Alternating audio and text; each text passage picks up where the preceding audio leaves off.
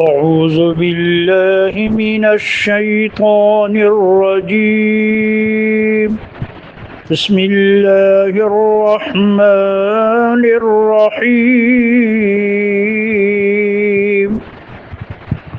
وما أرسلنا في قرية من نبي إلا أخذنا أهلها بالبأساء والضراء لعلهم يضرعون ثم بدلنا مكان السيئة الحسنة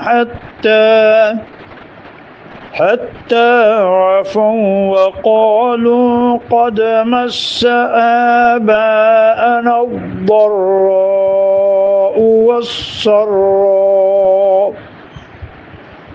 والسراء فأخذناهم بغتة وهم لا يشعرون.